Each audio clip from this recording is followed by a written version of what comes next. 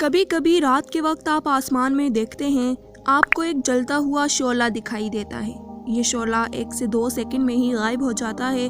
دراصل یہ ایک آسمانی چٹان ہوتی ہے جو زمین کی طرف گرنے لگتی ہے اور آپ اس چٹان کو اپنے گھر میں بیٹھ کر بڑے سکون سے دیکھ رہے ہوتے ہیں۔ لیکن جتنے سکون سے آپ اسے دیکھ رہے ہوتے ہیں، اگر ان میں سے کوئی ایک بھی بڑا شعلہ زمین کی طرف گر پڑا، یعنی اس نے زمین کو ہٹ کر دیا، تو زمین پر قیامت آ سکتی ہے۔ کیونکہ جن شعلوں کو آپ زمین پر گرتا ہوا دیکھتے ہیں، اسی طرح کا ایک شعلہ آج سے تقریباً 6.5 کروڑ سال پہلے، یعنی کہ 66 ملین سال پہلے زمین پر گرا تھا، اور اس چٹان نے گرتے ہی ایک قیامت بنا دی تھی۔ اس دور میں زمین پر ایک بہت بڑی مخلوق آباد تھی جسے ہم ڈائناسورز کے نام سے آج جانتے ہیں۔ یہ جانور قد میں بھی بہت بڑے تھے اور ان کی لمبائی بھی بہت زیادہ ہوتی تھی۔ آپ اندازہ لگائیں کہ جو فوسلز ڈائناسورز کے آج ہمیں ملتے ہیں، ان پہ کیے گئے تجربات سے اور ان کی لمبائی ہمیں یہ بتاتی ہے کہ یہ کم از کم 80 سے 100 فٹ تک لمبے تھے۔ یہ اتنے بڑے جانور زمین پر بڑے سکون سے اپنی زندگی جی رہے تھے کہ اچانک آسمان پہ ایک بڑا شعلہ دکھائی دیا۔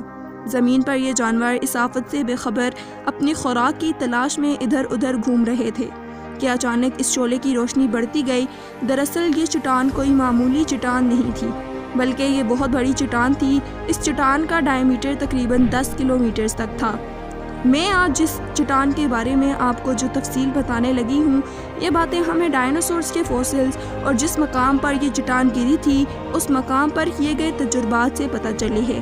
تقریباً 10 کلومیٹر کے ڈائیمیٹر پر پھیلی ہوئی اس چٹان کا ٹیمپریچر بھی بہت زیادہ تھا۔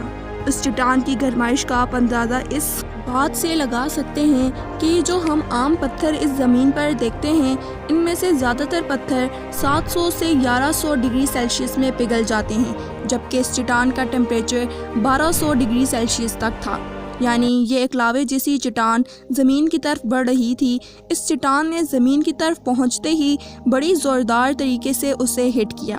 یہ چٹان زمین کے اندر تقریباً 20 کلومیٹر کی گہرائی تک گھس گئی، اور جہاں اس نے یہ گڑھا کیا، اس گڑھے کی چوڑائی تقریباً 180 کلومیٹر تک پھیل گئی۔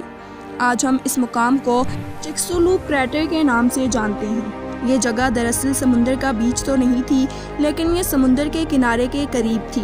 سمندر میں گرتے ہی اس چٹان نے کافی اونچی لہریں بنائیں۔ اس چٹان نے وہاں پر گرتے ہی وہاں سے سارا پانی غائب کر دیا، اور آس پاس کئی کلومیٹرز تک آگ پھیل گئی، اور اس اچانک آفت نے بہت تیزی سے زمین پر زندگی کا خاتمہ شروع کر دیا۔ اور ایسا نہیں ہے کہ اس چٹان نے گرنے کے بعد میں بس 1-2 دن یا ہفتہ تباہی کی، بلکہ آپ کو بتا دوں کہ اس کی تباہی کے اثرات تقریباً 1 لاکھ سال تک باقی رہے، کیونکہ گرنے کے بعد اس ایسٹرائیڈ نے زمین کا کلائمیٹ ہی چینج کر دیا۔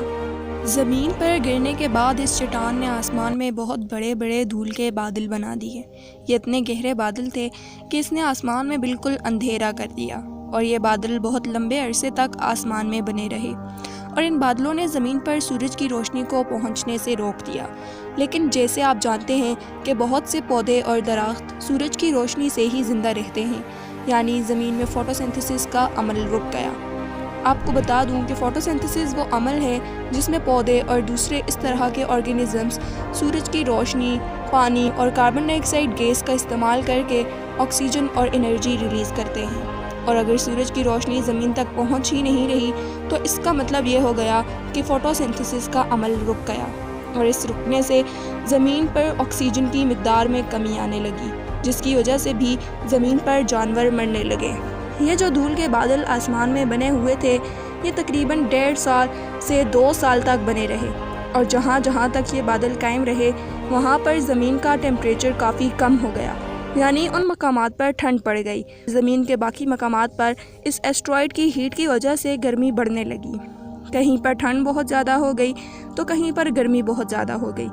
بہت سے جانور تو اس ایسٹرائیڈ کے گرتے ہی مر گئے، کچھ جانور اس ٹھنڈ سے مر گئے، لیکن جس مقام پر ایسٹرائیڈ گرا تھا تو ظاہر سی بات ہے سمندر کا حصہ تھا، تو سمندر کی جو لہریں اس نے اوپر اٹھائیں، ان کی اونچائی تقریباً 4.5 کلومیٹر تھی۔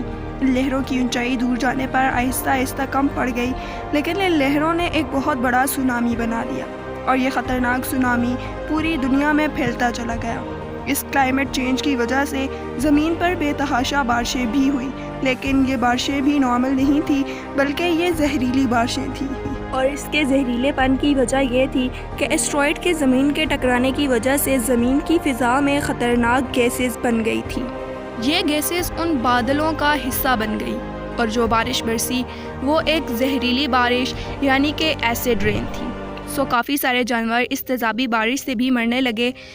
گہرے بادلوں کے پھیلنے کے بعد زمین پر جن جگہوں پر ٹھنڈ پڑی ان سے تو کافی جانور مر گئے، لیکن وہ ٹھنڈ زیادہ دیر برقرار نہیں رہ سکی کیونکہ دھول کے بادل ختم ہوتے ہی زمین پر گرمی تیزی سے بڑھنے لگی اور پوری زمین کا ٹمپریچر تقریباً 5 ڈگری سیلسیس تک بڑھ گیا، اور پھر یہ گرمی 1 لاکھ سال تک باقی رہی اور اس نے زمین سے تمام بڑے جانوروں کا صفایا کر دیا۔ اس آفت میں صرف وہ جاندار زندہ رہے جو یا تو پانی میں رہتے تھے اور یا پھر وہ بہت چھوٹے تھے، کہیں چھپنے میں کامیاب ہو سکے، جیسا کہ مگرمچھ ڈائناسورز کے زمانے میں بھی موجود تھے۔ اسی طرح چوہے بھی ڈائناسورز کے زمانے سے ہی موجود ہیں، اور اسی طرح بہت سے کیڑے مکوڑے جو اس دور میں موجود تھے وہ آج بھی موجود ہیں، لیکن بڑے جانور جتنے بھی تھے ان کا صفایا ہو گیا۔ یہاں یہ بہت سارے لوگ سوال کرتے ہیں کہ ڈائناسورز اگر مر گئے تو اس دور میں پھر انسان کیسے زندہ بچے؟ تو آپ کو بتا دوں کہ انسان موجودہ حالت میں تقریباً 3 لاکھ سال پہلے وجود میں آئے، جبکہ ہم بات کر رہے ہیں تقریباً 6.5 کروڑ سال پہلے کی۔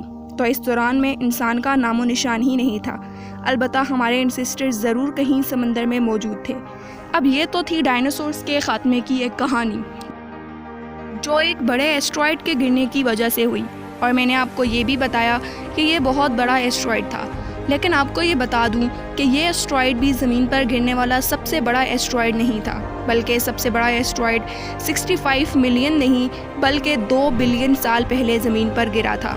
اس ایسٹرائڈ کا ڈائیمیٹر تقریباً 12 سے 15 کلومیٹر تک تھا، اور یہ وہ دور تھا جب کہ ڈائناسورز کا ابھی ایوولوشن ہوا ہی نہیں تھا۔ اس مقام کو یا پھر اس چٹان کو ہم ریڈفورڈ کریٹر کے نام سے جانتے ہیں، اور یہ آسمانی چٹان ساؤتھ افریقہ میں گری تھی۔ اس کے نشانات آج بھی زمین پر موجود ہیں، اور یہ چٹان زمین پر گرنے کے بعد زمین کے اندر تقریباً 40 کلومیٹر گہرائی تک گھس گئی، اور اس گڑھے کی چوڑائی تقریباً 180 سے 300 کلومیٹر تک پھیل گئی۔ ریڈفورڈ کریٹر کو زمین پر گرنے والا اب تک سب سے بڑا ایسٹرائڈ مانا جاتا ہے، اور زمین پر گرنے کے بعد اس نے بھی ایسی ہی تباہی پھیلائی جس طرح کی تباہی ڈائناسورز پر گرنے والے ایسٹرائڈ نے مچائی تھی۔ اب تک ہم نے اس ایسٹرائڈ سے پھیلنے والی بڑی بڑی تباہیوں کی بات کی، لیکن آپ کو بتا دوں کہ زمین کو ان ایسٹرائڈز یا پھر میٹرائڈز کے ٹکرانے کا فائدہ بھی ہے، کیونکہ ہر روز زمین میں 10 سے 50 میٹرائڈز گرتے ہیں۔ یہاں میں آپ کو بتا دوں کہ ایسٹرائڈ اور میٹرائڈ میں فرق ہے۔ ایسٹرائڈ ایک بہت بڑی چٹان کو کہتے ہیں جو خاصی بڑی ہوتی ہے، لیکن یہ کسی بھی پلینٹ سے البتہ چھوٹی ہوتی ہے۔ لیکن جب یہ آسمانی چٹان کسی بھی وجہ سے پھٹتی ہے تو اس کے جو چھوٹے چھوٹے ٹکڑے ہوتے ہیں انہیں ہم میٹرائڈز کہتے ہیں۔ یہ چھوٹے چھوٹے ٹکڑے جب زمین کی فضا میں داخل ہونے کی کوشش کرتے ہیں تو یہ زمین تک پہنچنے سے پہلے ہی ہوا میں جل کر راکھ بن جاتے ہیں اور زمین کی فضا کا حصہ بن جاتے ہیں۔ لیکن یہی راکھ زمین کے لیے اہم ہے، کیونکہ اس راکھ کی شکل میں زمین کو تازہ مٹی مل رہی ہے جو زمین کو فرٹائل رکھتی ہے، اور ایک اندازے کے مطابق زمین پر ہر سال 43 ٹن یعنی کہ 43,000 مٹی، دھول اور راکھ کی شکل میں زمین کا حصہ بنتی جا رہی ہے۔